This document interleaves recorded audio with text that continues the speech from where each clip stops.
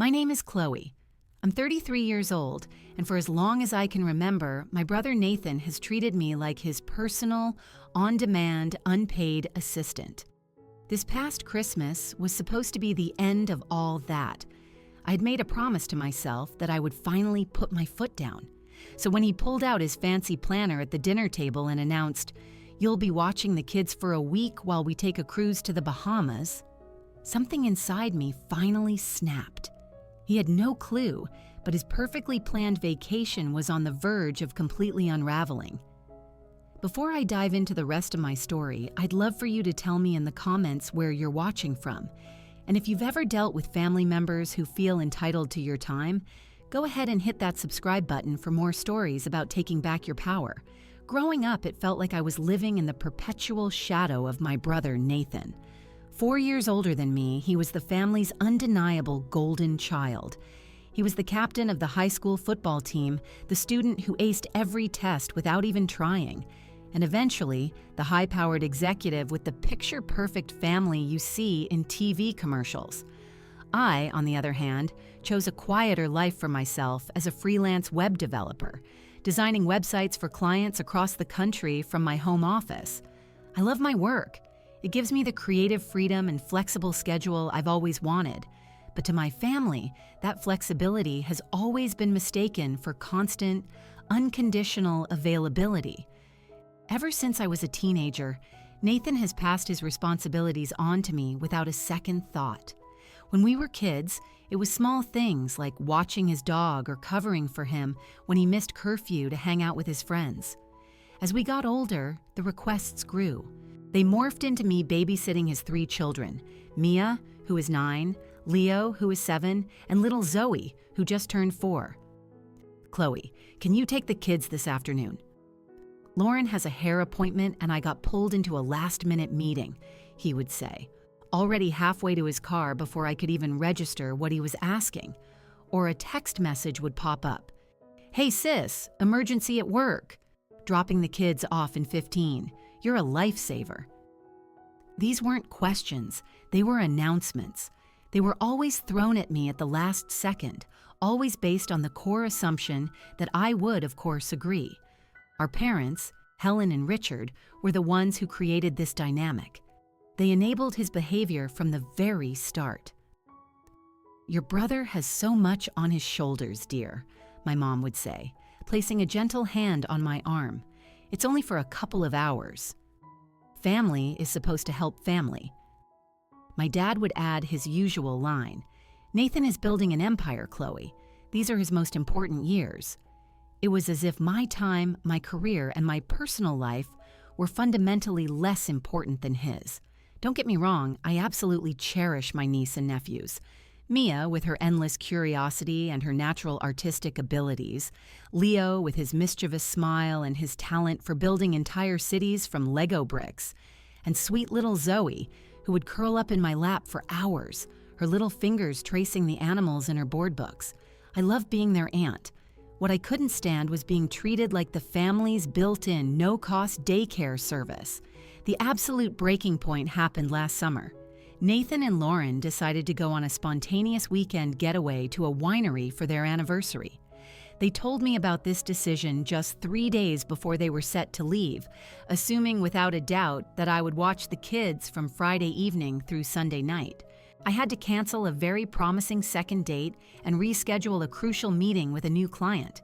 When they returned, looking tan and refreshed, I didn't even get a real thank you. All I got was a cheap souvenir keychain from their hotel and a breezy, "Kids were good, right? Knew we could count on you." After that whole ordeal, I started seeing a therapist, Dr. Evelyn Reed.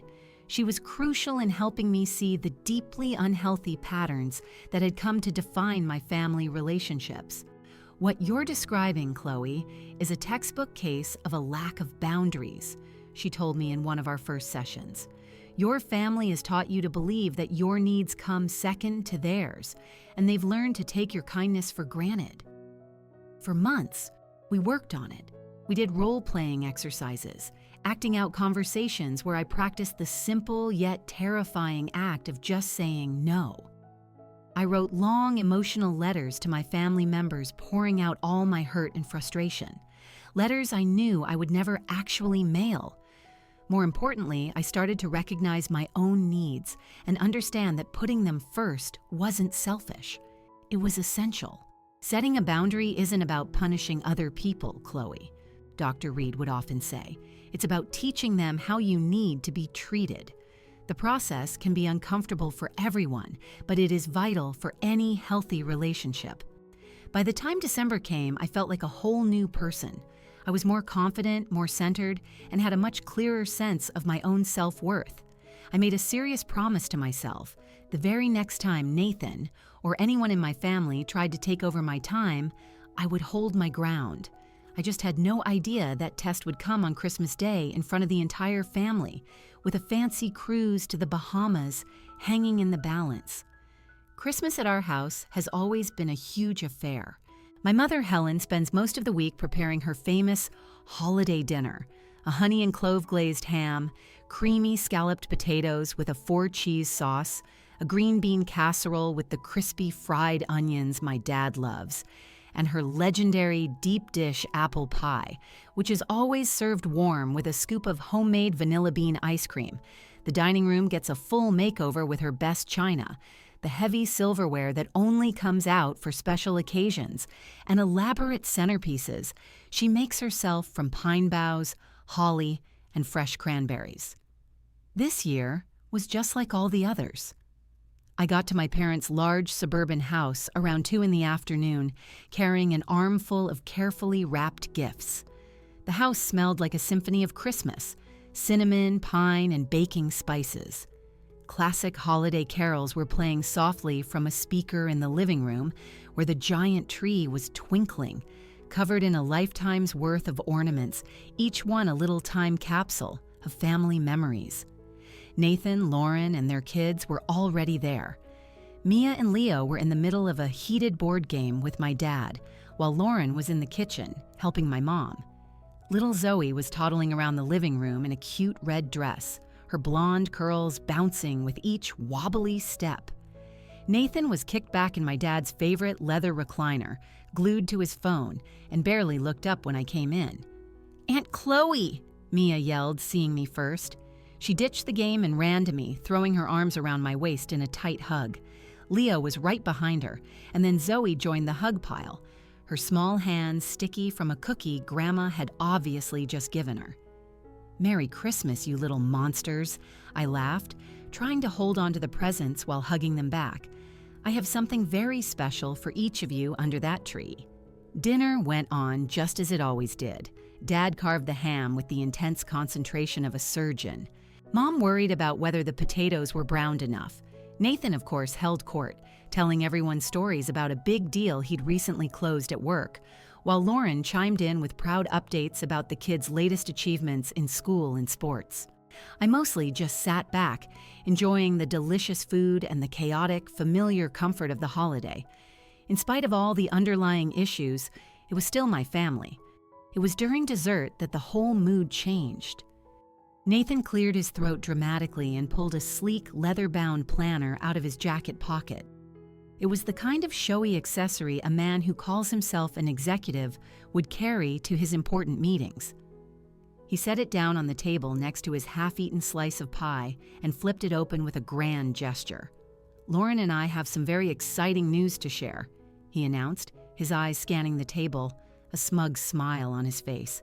"We've booked a cruise to the Bahamas for the second week of January, 7 days, 6 nights on the Majesty Starlight." "Oh, how wonderful!" Mom clapped her hands together, her face lighting up. "You two really deserve a proper vacation." "That sounds fantastic, son," Dad added, raising his wine glass for a toast. "It's going to be amazing," Lauren gushed, putting a hand on Nathan's arm. "We've been planning it for months.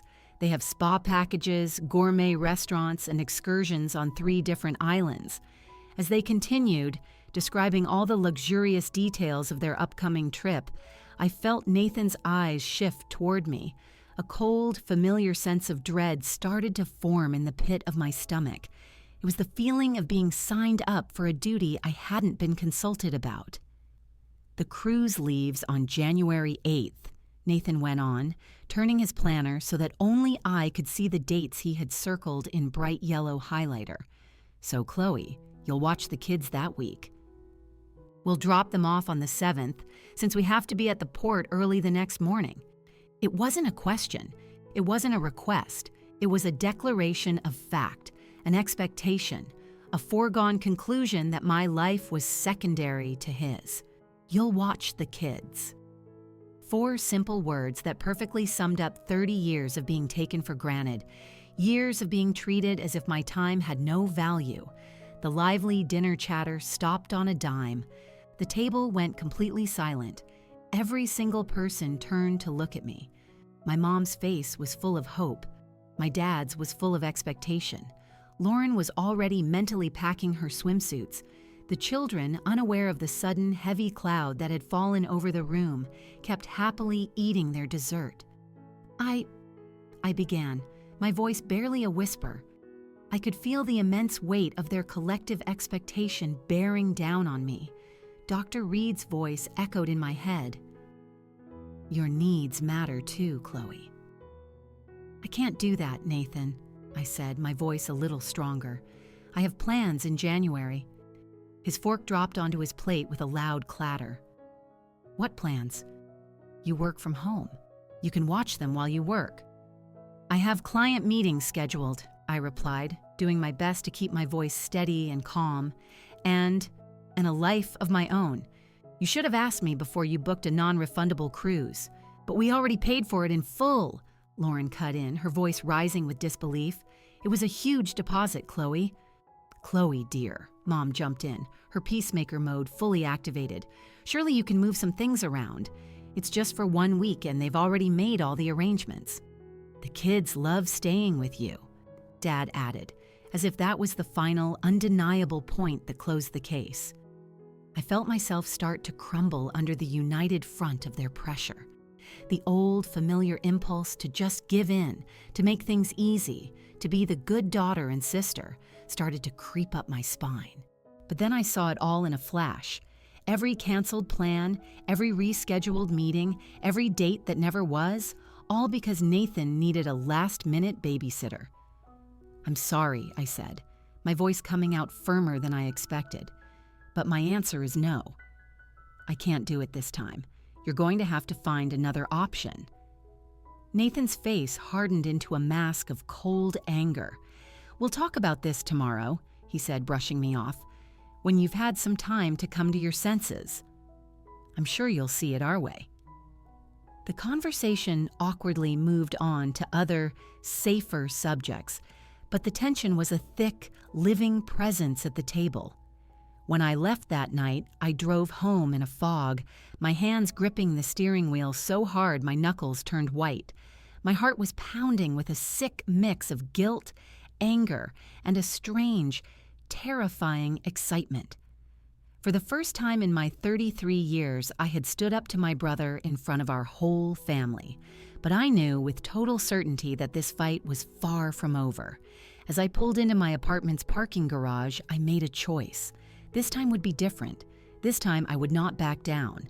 This time I would defend my boundaries, even if it meant disappointing every single person I loved. Back in the safety of my apartment that night, I paced my living room floor, my mind going a mile a minute. I couldn't even think about sleeping. My phone had already buzzed 6 times with texts from my mother, each one a gentle but firm push to reconsider, reminding me how much this cruise meant to Nathan and Lauren, how they so rarely got any time to themselves. Each message was like a small twist of the guilt knife, but strangely, it also strengthened my resolve. Around midnight, I gave in and called my best friend, Sarah. I knew she'd still be up, curled on her couch watching cheesy Christmas movies with a glass of red wine. He did what? She shouted after I had breathlessly explained the whole scene at the dinner table. On Christmas? In front of everyone? He just announced it? That is classic Nathan. I know, I sighed, sinking onto my own couch and pulling a blanket around me. He just plans his life and expects the rest of the world to fall in line to accommodate him. And you always do, Chloe, Sarah pointed out, her tone gentle but direct. That's why he keeps doing it. You've spent 3 decades teaching him that your no is just a yes he hasn't pushed hard enough for yet. Well, class is dismissed, I said, surprising myself with the conviction in my voice. I am done being the family doormat. Sarah was quiet for a second. I'm so proud of you. But you know this isn't finished. He's not going to make this easy on you. What's your plan? I hadn't really thought that far ahead. My refusal at dinner had been pure survival instinct, a gut reaction that came from years of simmering resentment. But Sarah was right. Nathan wouldn't just accept my no. I needed a solid plan. First, I said, thinking out loud, I need to be ready for his call tomorrow. He's going to lay on the guilt. He's going to belittle my plans. He's going to swear this is the absolute last time he'll ever ask. Okay, let's practice it, Sarah suggested right away. I'll be Nathan. You be you. Call me right now. For the next hour, Sarah used every manipulative tactic she could imagine, channeling Nathan with frightening accuracy. But we already paid for it, Chloe. The kids will be so devastated. What could you possibly have going on that's more important than helping your own family?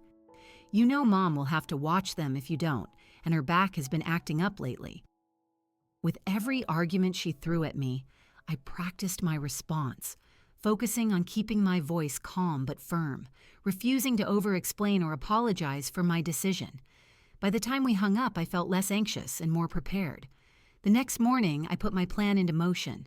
First, I went online and booked a private cabin at Pine Creek Lodge, a quiet mountain retreat about 3 hours from the city that I'd been dreaming of visiting for ages. Now, I had the perfect excuse. I reserved it for the exact dates of Nathan's cruise, January 7th through the 14th, and I deliberately paid the non-refundable rate to make sure there was no chance of backing out. Next, I opened my work calendar and scheduled several important client meetings for that week. I filled my schedule with real work commitments that couldn't be easily changed. I even drafted and sent out emails to several high-value potential clients I'd been meaning to contact, proposing introductory video calls during that specific time frame. Then I sat down and wrote a short, clear note. Nathan and Lauren, as I stated at Christmas dinner, I am unavailable to watch the children during your cruise. I have prior commitments that week that cannot be changed. Please respect my decision and make alternative arrangements. I hope you enjoy your vacation. Chloe. I printed it out in a large, bold font, slid it into a plastic sheet protector to keep it safe from the winter weather, and set it aside. I planned to tape it to my front door on the morning of January 7th, the day they were planning to drop off the kids. That afternoon, just as I expected, my phone rang. Nathan's name lit up the screen. I took a deep, centering breath, remembering my practice session with Sarah, and answered. Have you come to your senses yet? He asked, skipping any kind of greeting. My answer is still no, Nathan, I replied calmly. I have commitments that week that I cannot and will not break. What commitments? He demanded. You don't do anything important. The casual, total dismissal of my entire life felt like a slap in the face, but I refused to let him get a reaction out of me. My time is valuable to me, even if it isn't to you. I have work obligations and personal plans that were made weeks ago. Then reschedule them, he said, as if it were the most obvious thing in the world. No, I replied simply. You need to find another babysitter. Mom can't watch them for a whole week. She has her book club, her volunteer work. That is not my problem to solve, I said, amazed at how steady my own voice sounded. You are their parents. You figure it out. He let out a scoff of disbelief. This is unbelievable. You're being so selfish, Chloe. What exactly have you ever done for me, Nathan? I asked, genuinely curious to hear what he would say. The question clearly threw him. He sputtered for a moment before recovering. We're family. That's not how family is supposed to work. Family helps each other, yes, I countered. It's a two-way street. And help is something you ask for respectfully, not something you demand without any consideration. I have to go now." I ended the call before he could say another word. My hands were shaking, but my mind was perfectly clear. Within minutes, my phone was blowing up with texts from Lauren, then my mom, then my dad. I silenced it and put it face down on my coffee table. That evening, I had an emergency video session with Dr. Reed, who listened patiently as I went over the day's events. "You should be incredibly proud of yourself, Chloe," she said when I was done. "Setting a boundary for the very first time is the hardest part, especially with family who are so used to there not being any." "But what if I am being selfish?" I asked, giving a voice to the nagging doubt that had been whispering in my ear all day. "What if I should just do it this one last time?" "Is it selfish to expect to be treated with basic respect?" she countered gently. "Is it selfish to want your time and your plans to be seen as valuable? Or is it selfish for them to assume your life is empty and that you should drop everything at a moment's notice to serve their needs?" Put that way, the answer was painfully clear.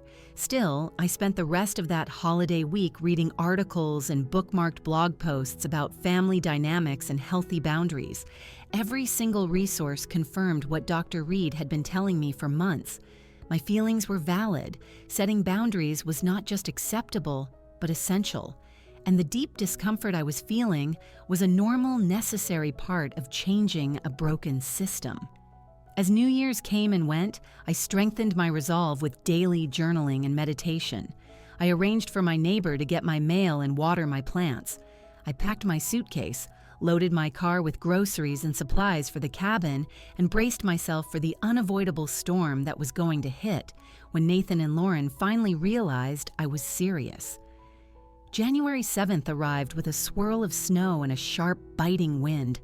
I was up before dawn, my mind calm and focused as I made the final preparations for my trip. My packed suitcase was by the door. My laptop and work files were in their bag. The fridge was clear of anything that would spoil, and the thermostat was turned down. At 9:30 a.m., I took a deep breath and taped the note firmly to the center of my front door. Nathan had texted me the night before. "Dropping the kids at 11 tomorrow. Make sure you have enough milk." No question, no confirmation, just another order disguised as information.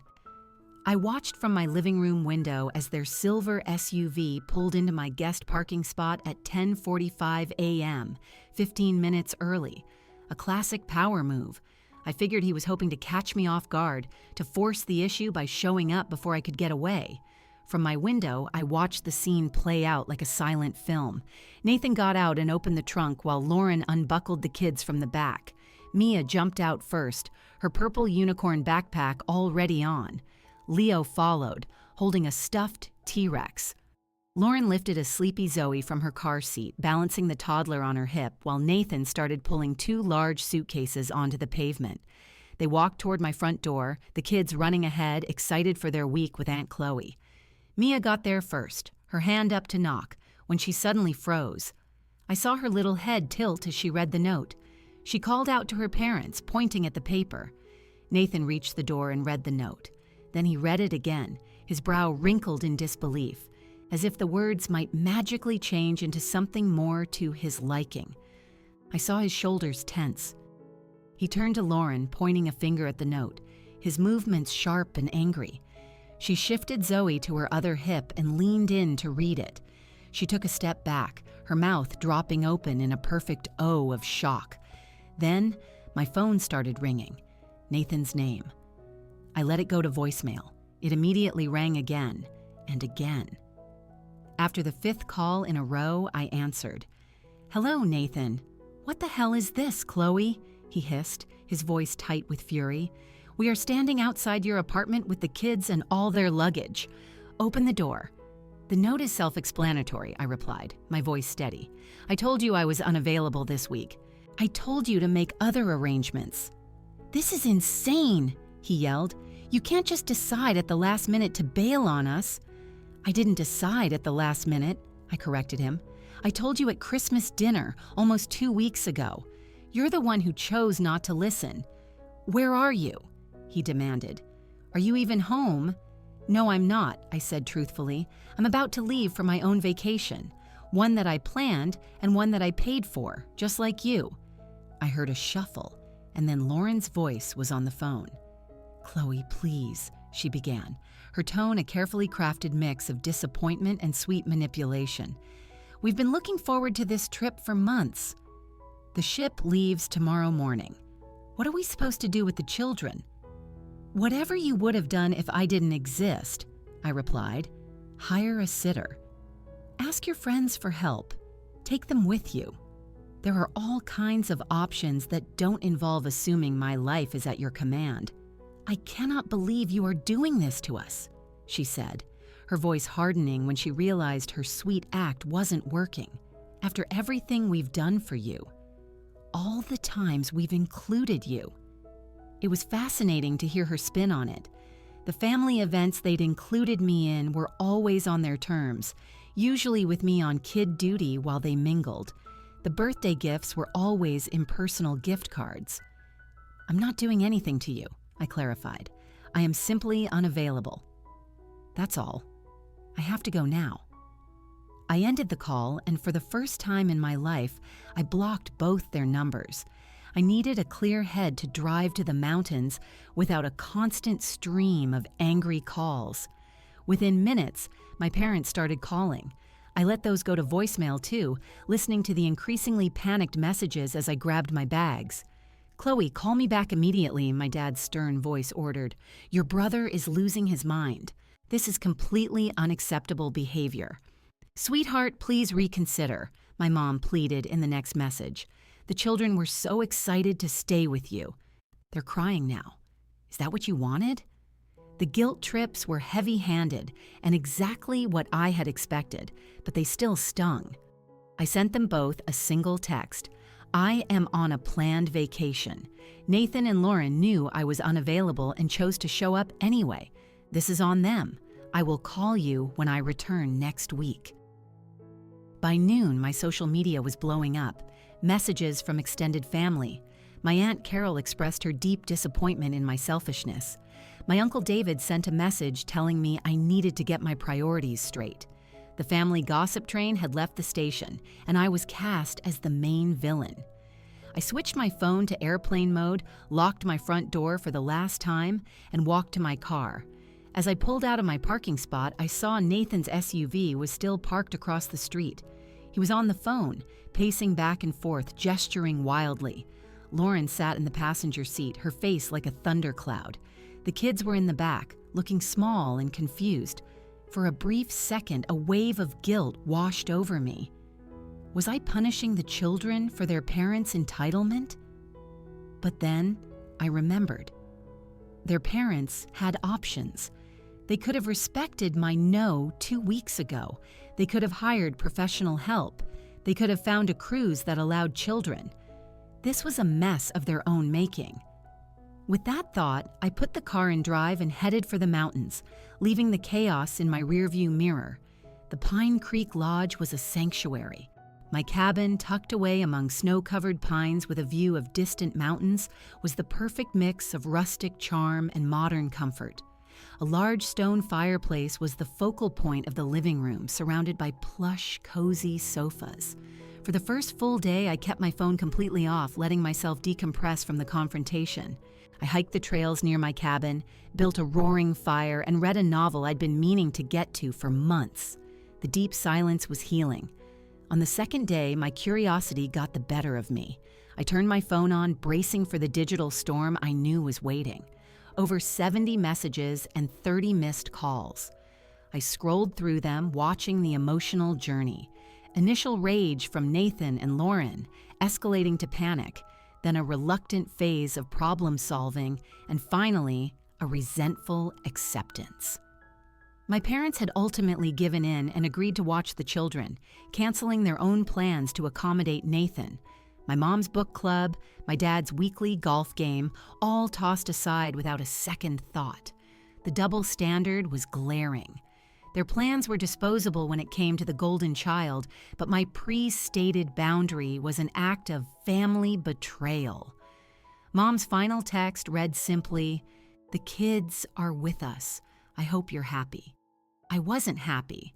I was sad that it had come to this, sad that my family couldn't respect a simple no, but underneath that sadness was a quiet, growing sense of self-respect. I sent a single reply to my mom. "I am sorry you had to change your plans. I love you and Dad and the kids. I will call when I get back." Then I silenced my phone and went back to my peaceful retreat. I spent the rest of the week working when I had to, enjoying the surprisingly fast internet and exploring the nearby mountain towns in the evenings. On the 5th day, an unexpected text came from my father. "Nathan and Lauren are cutting the cruise short. They're flying home tomorrow. Family meeting at our house Sunday at 2 p.m. Be there." It wasn't a request. It was an order. The apple, it seemed, hadn't fallen far from the tree. I knew running from this wouldn't solve anything. This confrontation had been building my entire life. It was time to see it through. I texted back one word: "Okay." When Sunday arrived, I drove straight from the mountains to my parents' house, getting there exactly at 2. The whole family was already gathered around the dining room table, like a makeshift court. Mom and Dad sat at either end, with Nathan and Lauren on one side. 2 empty chairs sat on the other side, one clearly meant for me. The kids, I found out, were with Lauren's mother. I sat down, folded my hands on the table, and waited. The silence was heavy with unspoken accusations. Finally, my dad cleared his throat. "I think we all know why we're here." Nathan and Lauren had to cut their vacation short because of complications with childcare. "Complications?" Nathan scoffed. "My sister abandoned us with no warning." "I gave you 2 weeks' warning, Nathan," I corrected him quietly, "at Christmas dinner." And again, on the phone. "You chose to ignore it." "We lost $3,000 because of your little stunt," Lauren snapped. "They only gave us a partial refund." "You lost $3,000 because you failed to arrange proper childcare for your own children," I stated calmly. "That is not my responsibility." "Of course it's on you." Nathan slammed his fist on the table, making the silverware rattle. "You've always watched the kids." "Always. We had every reason to believe you would this time, too. Except for the fact that I explicitly told you I would not," I reminded him. "We just thought you'd come around," my mother admitted softly, looking down at her hands. "You always do." Her words hung in the air, the accidental, harsh truth at the center of the entire problem. They had ignored my refusal because history had taught them my no was always negotiable. "Not anymore," I said, my voice clear and strong. "Do you have any idea what you've done?" Nathan's face was red with anger. The cruise was a disaster. We argued the entire time. Lauren cried every night. We came home early, more stressed out than when we left. "I'm sorry you didn't enjoy your vacation," I said, and I truly was. But that was the result of your choices, not mine. "So what happens now?" my dad demanded, looking at me like I was a stranger. "You just decide you're not part of this family anymore? You don't help out?" "I love Mia, Leo, and Zoe more than anything," I said firmly, looking each of them in the eye. "And I would be happy to spend time with them. But from now on, it has to be on new terms. I need to be asked, respectfully, and with enough notice. And you all need to understand that I might still say no. My time is not automatically yours just because I work from home or because I'm single." "This is ridiculous," Nathan muttered, shaking his head. "No, Nathan," I countered. "What's ridiculous is expecting a week of 24/7 childcare with zero notice, no please and no thank you. What's ridiculous is showing up at my door with suitcases after I explicitly told you I was not available." For the first time, my mother looked at me with a thoughtful expression. I never really saw it from that perspective," she said quietly. "Mom, don't tell me you're taking her side," Nathan snapped, looking betrayed. "I'm not taking sides," she said, her voice wavering a little. "I'm just thinking about how we've always done things. We've always treated Chloe as the backup plan, the safety net. The reliable one who never says no," I finished for her. and I can't be that person anymore. It's not healthy for me, and it's not healthy for any of you. The conversation dragged on for hours, circling through accusations and defenses. By the end of the draining afternoon, nothing was really resolved, but something had cracked. A crack had appeared in the foundation of our family's dysfunction. As I drove home, emotionally exhausted but strangely calm, I knew this was just the beginning. The weeks that followed were filled with a strange silence from my immediate family. Nathan and Lauren went completely quiet. Mom's weekly calls became short and superficial. The cold shoulder was, in some ways, more hurtful than the anger. The extended family, however, was not silent. My Aunt Carol sent a nasty email. My Uncle David called to lecture me. But then, a text came from Lauren's sister-in-law, Jessica. "Good for you. They've been taking advantage of you for years." That one message was a lifeline. In February, my niece Mia turned 9. I sent a beautiful set of art supplies I knew she'd love, but I wasn't invited to her party. Seeing the photos Mom sent later and my niece's happy face as she opened my gift stung more than I could say. The ice started to melt slowly. An awkward run-in with Lauren at the grocery store in March ended with a surprising confession. "They miss you," she said quietly, a crack in her armor of resentment. The formal text from my mom inviting me to Easter dinner felt like a tentative truce. I went, armed with a homemade carrot cake and a heart full of anxiety. The day was awkward, but the kids' pure joy at seeing me was like a healing balm. They tackled me with hugs the second I walked in. The real breakthrough happened after dinner. Nathan asked me to talk on the back porch. Staring out at the garden, he spoke without looking at me. "Lauren and we've been seeing a marriage counselor," he admitted. "After the cruise, things got bad. The counselor, she pointed out that we have a pattern of passing our responsibilities on to other people, especially you." He took a shaky breath. "I'm not saying you were right to abandon us, but I am saying that maybe we should have actually asked you." Coming from Nathan, it was the closest I was ever going to get to a full apology. "Thank you for saying that," I whispered. "The kids have really missed you," he added. "Maybe you could come over for dinner next Friday? If you're not busy, I mean." And there it was, the first real question, the first acknowledgement that my time was my own. "I'd like that," I said, a genuine smile spreading across my face. As spring turned to summer, our family slowly and with great effort created a new normal. Nathan and Lauren started asking, not demanding. My parents began to see me as a person with her own life. Even Lauren's mother, Brenda, called me out of the blue one day. "I wanted to thank you," she said with a chuckle, "for finally standing up to them." It's about time. By December, a year after that tense Christmas dinner, our family had found a new rhythm. The changes were small, but they were significant. In early December, Nathan took me to lunch, just the two of us. "I wanted to talk to you about something," he said nervously. "Lauren and I are planning another cruise. It's in February." I tensed up, my body preparing for a fight. "It's just a 3-night trip," he continued quickly, "and we've already arranged for Lauren's parents to watch the kids. They're excited about it." Relief washed over me. "That's wonderful, Nathan," I said. He put down his phone and finally looked me in the eye. I wanted to acknowledge something. "I've been thinking about it all year. You were right. About everything. About how I treated your time like it was less valuable than mine. About how I just expected you to always be there. When you said no last year, I was furious. But looking back, I was so entitled. I never even considered your life." I sat in stunned silence. A few days later, my mom called. "Your father and I owe you an apology," she said, her voice thick with emotion. "We always put so much pressure on you. We treated you like you were wrong for standing up for yourself.